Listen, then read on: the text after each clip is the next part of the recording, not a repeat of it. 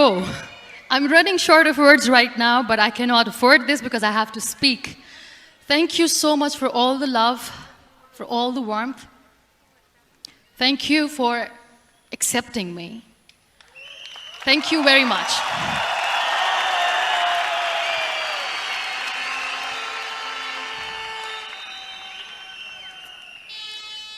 Well, I always start my talk with a disclaimer. And that disclaimer is that I've never claimed to be a motivational speaker. Yes, I do speak, but I feel more like a storyteller because wherever I go, I share a story with everyone. Well, it is a story of a woman whose perfectly imperfect life made her who and what she is today. It's the story of a woman who, in pursuit of her dreams and aspirations, made other people realize that if you think that your life is hard and you're giving up on that because you think your life is unfair, think again. Because when you think that way, you are being unfair to your own self. It's the story of a woman who made people realize that sometimes problems are not too big. We are too small because we cannot handle them.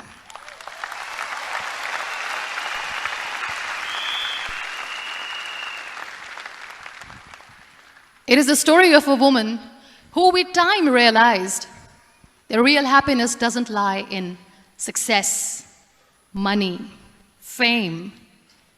It lies within. Real happiness lies in gratitude. So I am here, and I'm going to share the story of that woman. That is my story. The story of gratitude.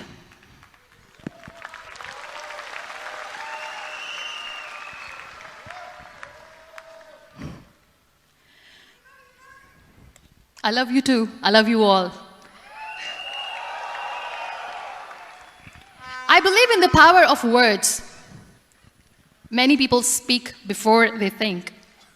But I know the value of words. The words can make you, break you, they can heal your soul, they can damage you forever.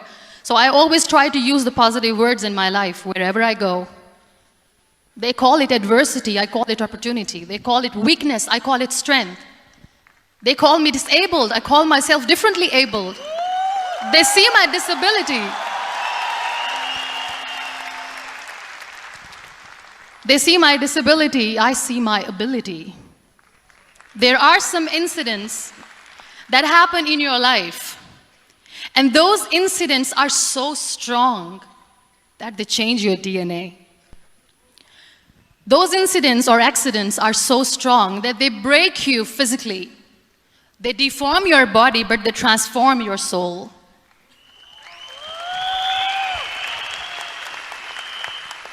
Those incidents break you, deform you, but they mold you into the best version of you. And the same thing happened to me. And I'm going to share what exactly happened to me. I was 18 years old when I got married. And this thing I'm sharing for the very first time on an international level. I was 18 years old when I got married. I belonged to a very conservative family, a Baloch family, where good daughters never say no to their parents. My father wanted me to get married. And all I said was, if that makes you happy, I'll say yes. And of course, it was never a happy marriage. Just about after 2 years of getting married, about 9 years ago, I met a car accident. Somehow my husband fell asleep and the car fell in the ditch. He managed to jump out, saved himself. I'm happy for him. But I stayed inside the car and I sustained a lot of injuries. The list is a bit long. Don't get scared. I'm perfectly fine now. Radius ulna of my right arm were fractured. The wrist was fractured. Shoulder bone and collarbone were fractured. My whole rib cage got fractured.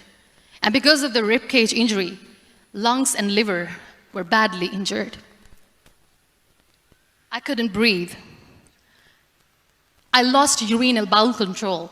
That's why I have to wear the bag wherever I go. But that injury that changed me and my life completely as a person and my perception towards living my life was the spine injury. 3 vertebrae of my backbone were completely crushed, and I got paralyzed for the rest of my life. So this accident took place in a far-flung area in the outskirts of a very small province, Balochistan, where there was no first aid, no hospital, no ambulance. I was in the middle of nowhere in that toppled car. Many people came to rescue. They gave me CPR. They dragged me out of the car. And while they were dragging me out, I got the complete transection of my spinal cord. And now there was this debate going on, should we keep it here? She's going to die, where should we go? There is no ambulance. There was this 4-wheeler Jeep standing in the corner of the street. They said, put her in the back of the Jeep and take her to the hospital, which is 3 hours away from this place. And I still remember that bumpy ride. I was all broken. They threw me at the back of the Jeep and they rushed me to the hospital. That is where I realized that my half body was fractured and half was paralyzed. I finally ended up in a hospital where I stayed for 2.5 months. I underwent multiple surgeries. Doctors have put a lot of titanium in my arm. There's a lot of titanium at my back to fix my back. That's why people in Pakistan call me the Iron Lady of Pakistan.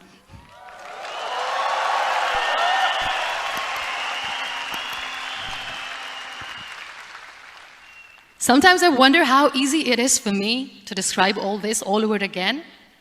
And somebody has rightly said that when you share your story and it doesn't make you cry, that means you have healed.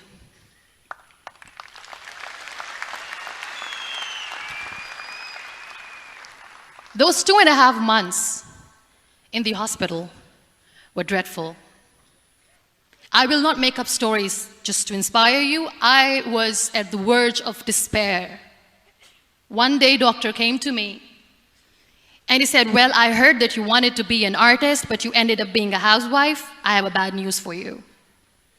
You won't be able to paint again because your wrist and your arm are so deformed, you won't be able to hold a pen again. And I stayed quiet. Next day, doctor came to me and said, your spine injury is so bad, you won't be able to walk again. I took a deep breath and I said, it's all right. The very next day, doctor came to me and said, because of your spine injury and the fixation that you have in your back, you won't be able to give birth to a child again. That day, I was devastated. I still remember, I asked my mother, why me? And that is where I started to question my existence. Why am I even alive? What's the point of living? I cannot walk, I cannot paint, fine, I cannot be a mother. And we have this thing in our heads, being women, that we are incomplete without having children. I am going to be an incomplete woman for the rest of my life. What's the point? People are scared. They think I will get divorced. What is going to happen to me? Why me? Why am I alive? We all try to chase this tunnel. We all do this because we see light in the end of the tunnel, which keeps us going. My dear friends, in my situation, there was a tunnel that I had to roll on, but there was no light. And that is where I realized that the words have the power to heal the soul. My mother said to me, this too shall pass. God has a greater plan for you. I don't know what it is, but He surely has.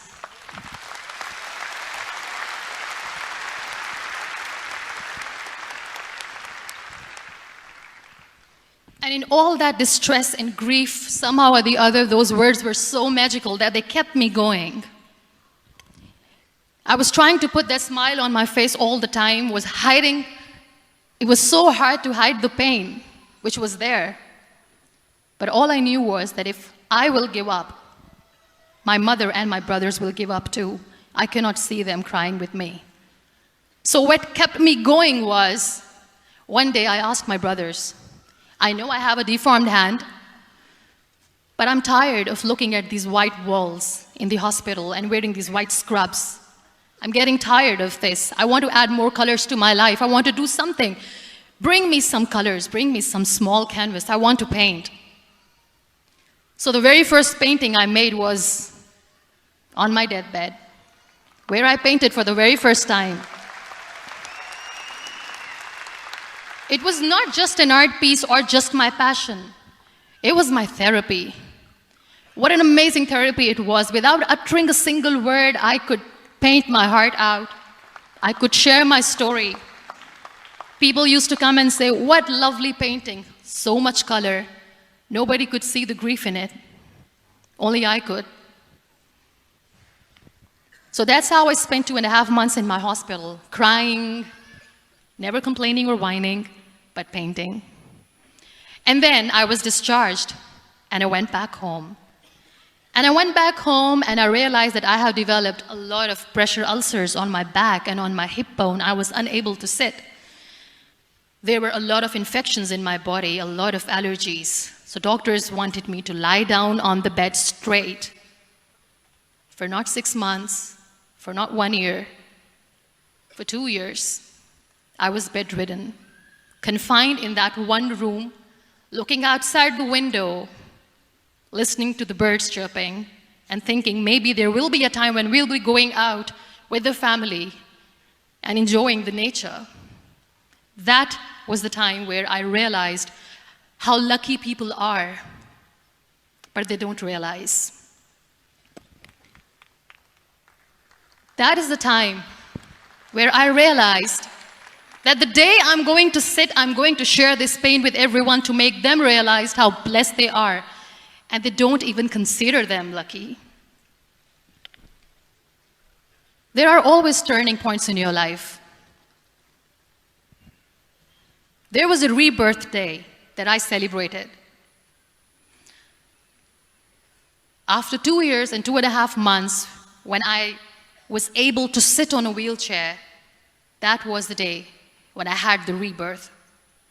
I was a completely different person. I still remember the day I sat on the wheelchair for the first time, knowing that I'm never going to leave this, knowing that I won't be able to walk for the rest of my life. I saw myself in the mirror, and I talked to myself. And I still remember what I said. I cannot wait for a miracle to come and make me walk. I cannot sit in the corner of the room crying, cribbing, and begging for mercy because nobody has time. So I have to accept myself the way I am. The sooner, the better. So I applied the lip color for the first time.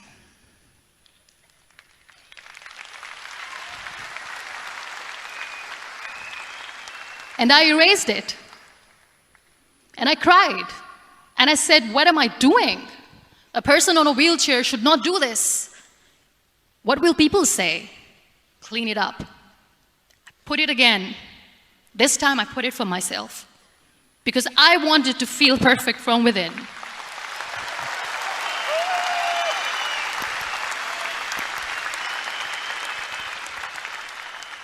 And that day I decided that I'm going to live life for myself. I am not going to be that perfect person for someone. I am just going to take this moment and I will make it perfect for myself. And you know how it all began? That day I decided that I'm going to fight my fears. We all have fears. Fear of unknown, fear of known, fear of losing people, fear of losing health, money. We want to excel in career, we want to become famous, we want to get money. We are scared all the time. So I wrote down one by one all those fears. And I decided that I'm going to overcome these fears one at a time. You know what was my biggest fear? Divorce. I couldn't stand this word. I was trying to cling on to this person who didn't want me anymore, but I said no. I have to make it work. But the day I decided that this is nothing but my fear, I liberated myself by setting him free. And I made myself emotionally so strong that the day I got the news that he's getting married, I sent him a text that I'm so happy for you and I wish you all the best. And he knows that I pray for him today.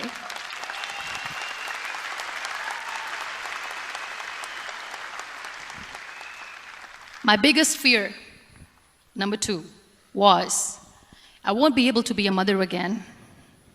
And that was quite devastating for me. But then I realized there are so many children in the world, all they want is acceptance. So there is no point of crying, just go and adopt one. And that's what I did.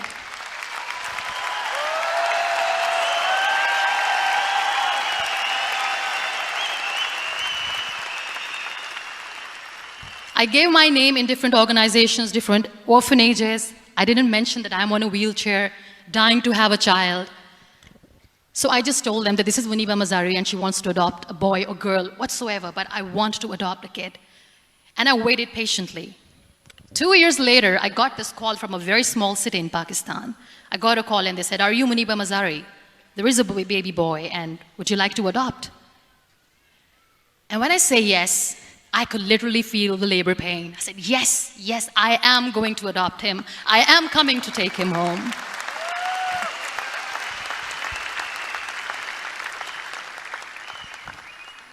And when I reached there, the man was sitting and he was looking at me from head to toe. And in back of my head, I kept thinking that, oh my God, he is going to say she's on the wheelchair, she doesn't deserve it. How is she going to take care of him? And I looked at him and I said, do not judge me because I'm on the wheelchair. But you know what he said? He said, I know you will be the best mother of this child. You both are lucky to have each other.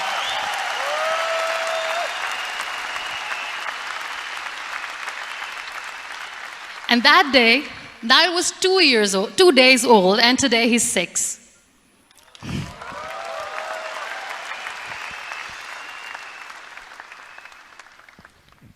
You'll be surprised to know another bigger fear that I had in me.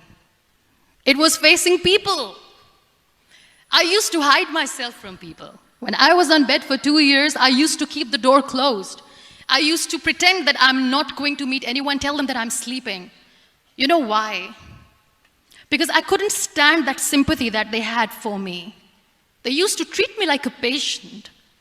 When I used to smile, they used to look at me and say that, you're smiling, are you okay? I was tired of this question being asked, are you sick? Well, a lady yesterday at the airport asked me, are you sick? And I said, well, besides the spinal cord injury, I'm fine, I guess.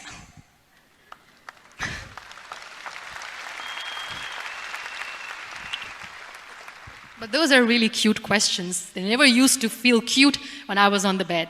So I used to hide myself from people, knowing that, oh my God, I'm not going to see that sympathy in their eyes.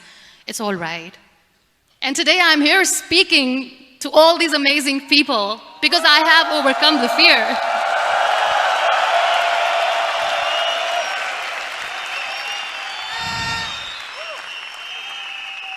You know, when you end up being on the wheelchair, what's the most painful thing? That's another fear that people on the wheelchair, or the people who are differently abled, have in their hearts, but they never share. I'll share that with you. The lack of acceptance. People think that they will not be accepted by the people because we, in the world of perfect people, are imperfects. So I decided that instead of starting an NGO for disability awareness, which I know will not help anyone, I started to appear more in public. I started to paint. I always wanted to. I have done a lot of exhibitions. I'm Pakistan's first wheelchair-bound artist. I have done a lot of modeling campaigns, different campaigns for brands like Tony and Guy.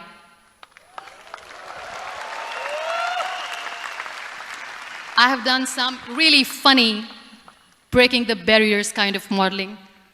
There was this one by the name Clown Town where I became a clown because I know that clowns have hearts too. And then I also decided that if I really want to make the difference, I am not going to let people use me for their polio campaigns where they will make you a victim and an emblem of misery and mercy and will say that, you know what, give polio drops to your children or they'll become like this girl. I decided that I'm going to join the national TV of Pakistan as an anchor person. And I've been doing a lot of shows for the last 3 years.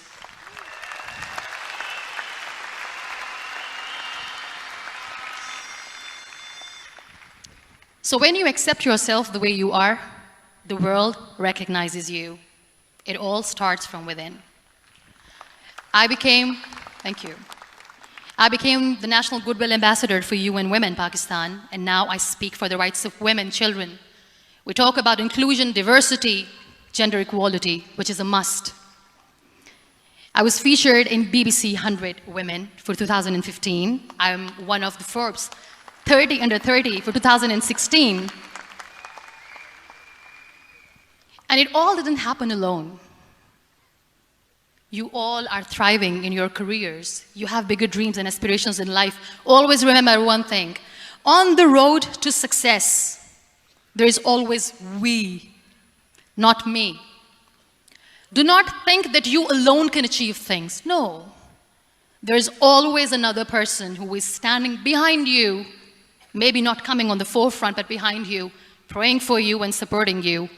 Never lose that person. Never.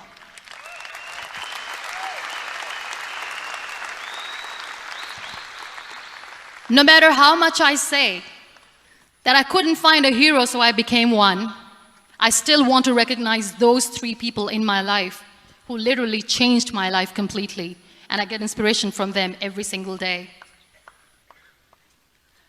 Waleed Khan.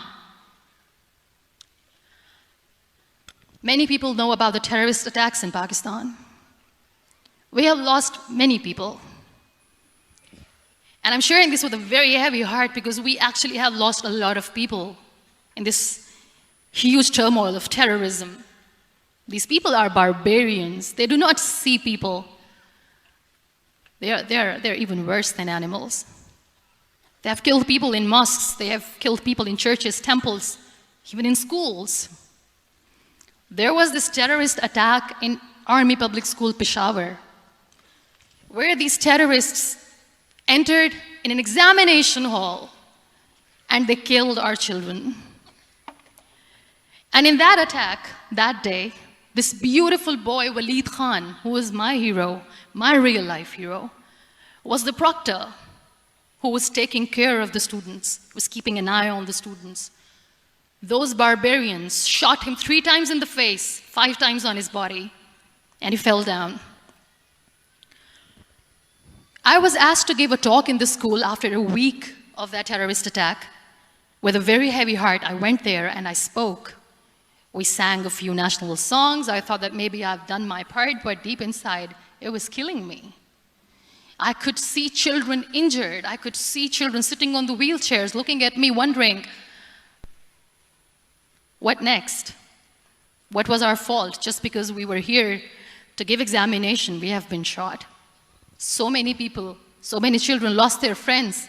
Their classrooms were empty. The next day they went to the classroom. So this kid, Waleed Khan, I was asked that he is in a hospital right now, and you have to go and see him and motivate him and tell him that it's going to be okay. And when I saw Waleed Khan coming on the wheelchair for the first time in front of me, his face was all deformed. His leg was fractured, his arm was fractured. He couldn't talk, he lost his teeth. He cannot sneeze, he cannot smell. He cannot eat. And I kept thinking, what should I say? That everything is going to be all right? No, nothing is all right.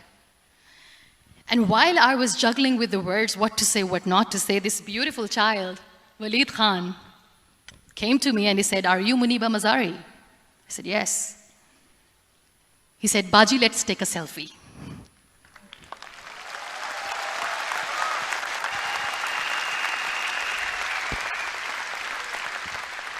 And with that beautiful, toothless smile of Waleed Khan, we took that beautiful selfie that I still have with me. I don't share that here because he was in a very bad shape that time. And that is where I realized that when I was thinking too much about his deformities, he's happy with himself. He doesn't even care. Because today he goes in the same school, and when somebody asks him that what happened to your face, why so many scars, you know what he says? "These scars are my medals and I wear them with pride."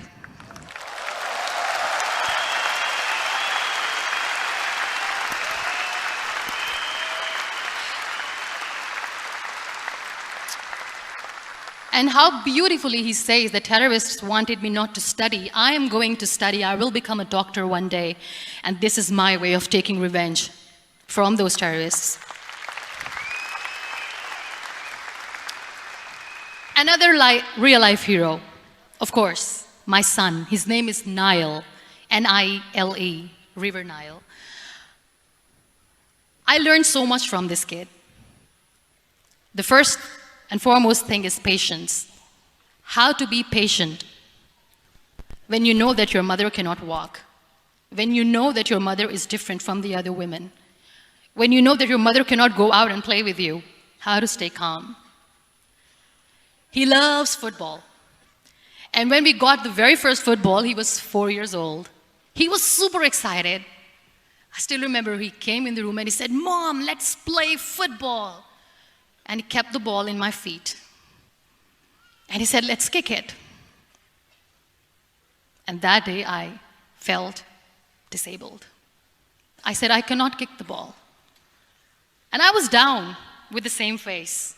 He looked at me and he said, "Well, that's all right. Your legs are not working, but your hands do. Let's play catch the ball."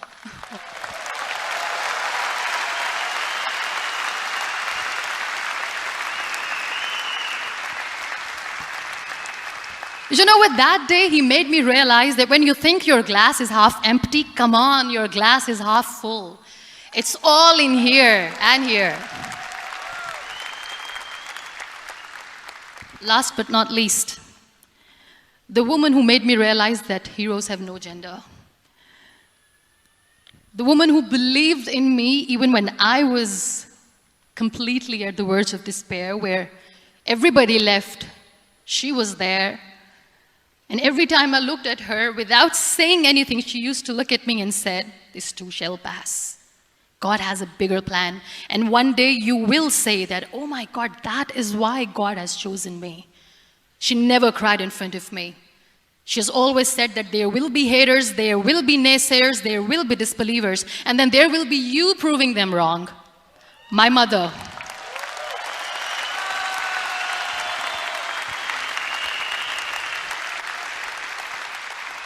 Whatever I am today, I'm nothing without her. I'm nothing without her. Thank you, Mama. I wish you were here. Thank you for making me who I am today.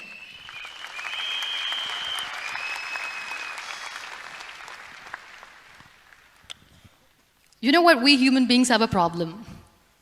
Out of many problems, there is one more, and this is a self-created one. We always expect ease from life. We have this amazing fantasy about life. This is how things should work. This is my plan. It should go as per my plan. If that doesn't happen, we give up. So my dear friends, let me tell you one thing. I never wanted to be on the wheelchair. Never thought of being on the wheelchair. I was always aspiring to do bigger things, but had no idea that for that I have to pay the price to be where I am today. It's a very heavy price. This life is a test and a trial, and tests are trials are never supposed to be easy. So when you're expecting ease from life, and life gives you lemons, then you make the lemonade, and then do not blame life for that, because you were expecting ease from a trial. Trials make you a stronger, better person. Life is a trial, and with time you realize that.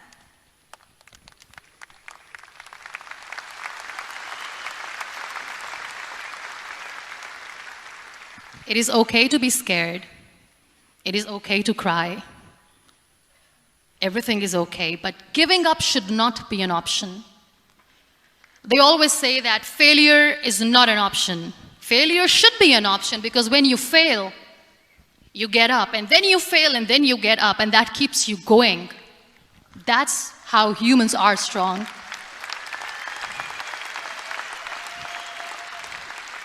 Failure is an option, should be an option, but giving up is not. Never. We have this thing in minds. We call it perfection. We want everything perfect. We want ourselves to be perfect. There is this image in our head about everything. Perfect life, perfect relationships, perfect career, perfect amount of money that we need to earn no matter what. Nothing is perfect in this world. We all are perfectly imperfect, and that is perfectly all right. That's all right. We were sent here not to become the perfect people. Those people who tell you how to look perfect, even those people are imperfect. Trying to fight this fear of looking imperfect. I used to be perfect. I still remember. I got this compliment years ago when I used to walk. Oh my God, look at you. You're fair, you're tall, you're perfect. Look at me now. You're still perfect. Only the perfect eyes can see that. Only the perfect eyes will see that. Only the perfect eyes will see that. So yes, in all those imperfections, you have to listen to your heart. You don't have to look good for people. You don't have to be perfect just because other people want you to be perfect.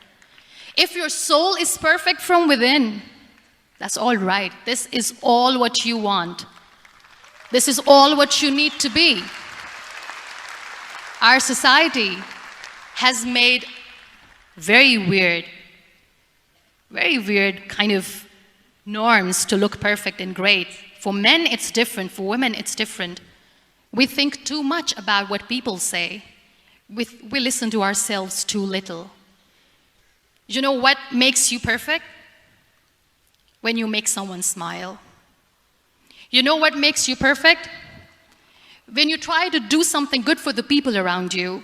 You know what makes you perfect? When you feel someone's pain. And how beautiful pain is that it connects you with people. No other medium can connect you with others but pain. That's why I always say that I'm in pain, and that's a blessing in disguise for me. Today, just because I'm in pain and I'm on the wheelchair, I work for children. Being the head of CSR for a company, we conduct medical camps in far-flung areas of Pakistan where so many kids die because they don't have medical facilities. And I personally believe just because they cannot afford to live doesn't mean we'll let them die.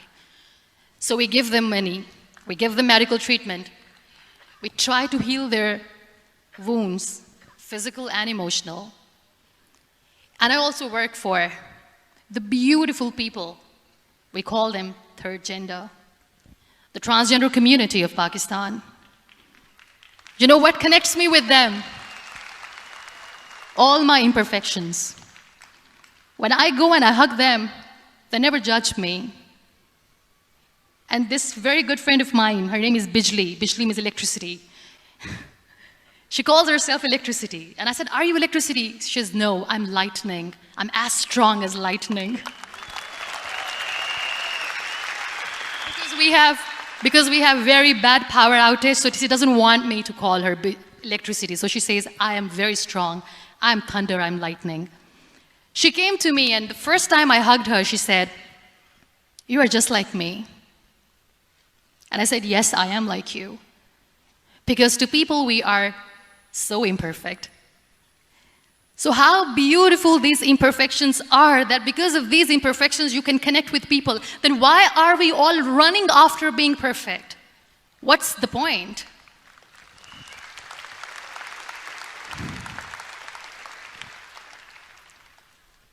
Every time I go in public, I always smile. There's always a big toothy smile on my face, and people ask me, don't you get tired of smiling all the time? What's the secret? I always say one thing, that I have stopped worrying about the things that I have lost, the people that I have lost. Things and people who were meant to be with me are with me. And sometimes, somebody's absence makes you a better person. Cherish their absence. It's always a blessing in disguise. I always say that people are so lucky they don't even realize. You must be thinking, okay, you're lucky in what sense? Well, the breath that you just took was a blessing. Embrace it.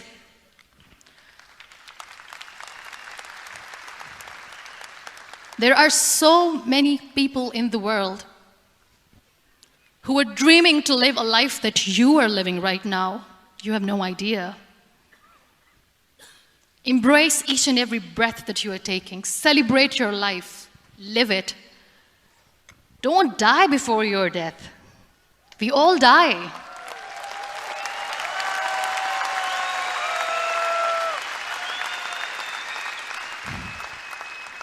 We live this one routine of a day for 75 years and we call it life. No, that's not life. If you're still thinking why you have been sent here, if you're still juggling with the concept of why you are here, you haven't lived yet. You work hard, you make money, you do it for yourself. That's not life. You go out, you seek for people who need your help, you make their lives better. You become that sponge which can absorb all the negativity, and you become that person who can emit beautiful, positive vibes. And when you realize that you have changed someone's life, and because of you, this person didn't give up, that is the day when you live. Always.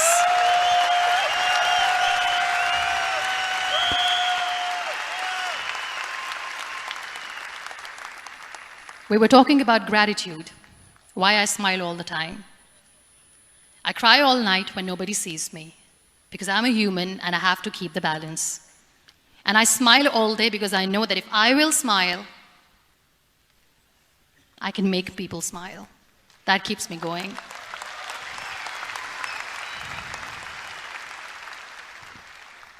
Be grateful for what you have, and you will always, always end up having more.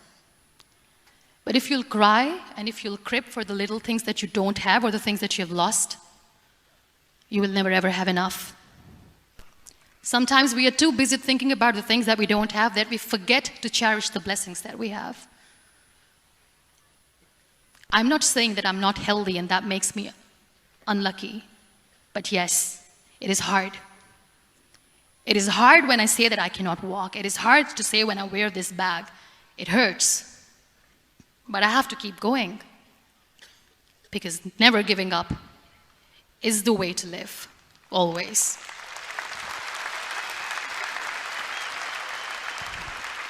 So I'll end my talk on a very short note.